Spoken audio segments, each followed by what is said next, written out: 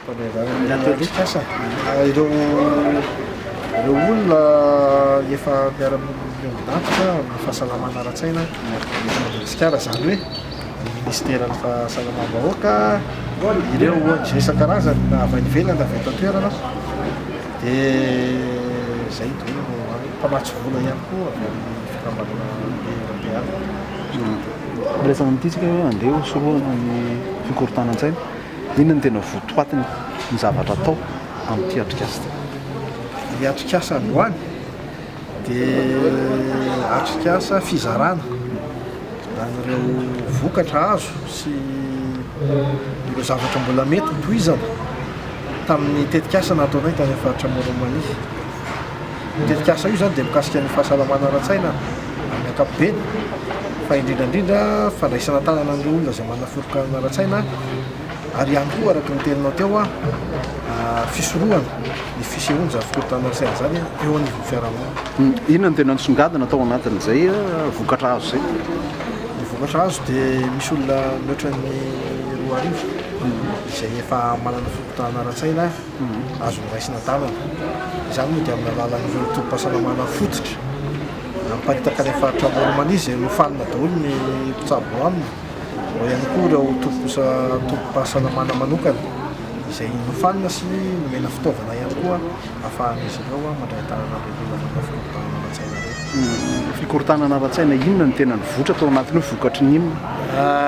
Fikorontanana ara-tsaina ny sanin'ny tetikasa dia ny rehetrarehetra, fikorontanana ara-tsaina rehetrarehetra.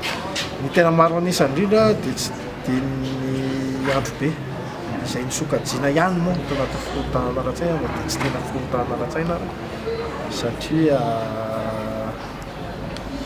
satria be dia be ny olona voan'izy io zany amin'ny faritra eny ary tsy maintsy noraisina tanana izy. Inona ilay fandraisana tanana? Fitsaboana izay ataon'ny dokotera ao anatiny, ny fikarakarana izay ataon'ny fiarahamonina ao anatiny.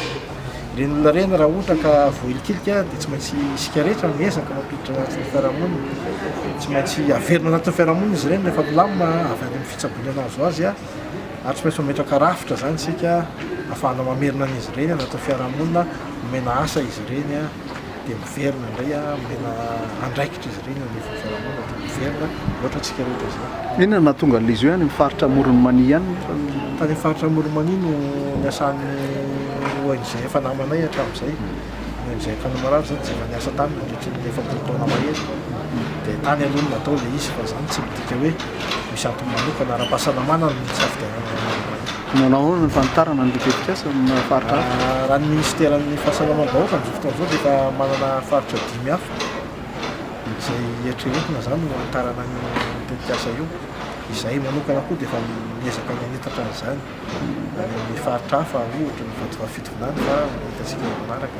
Fanontaniana farany, ho raisina maimaim-poana avy ny fitsaboana sa misy fandraisana anjara sa?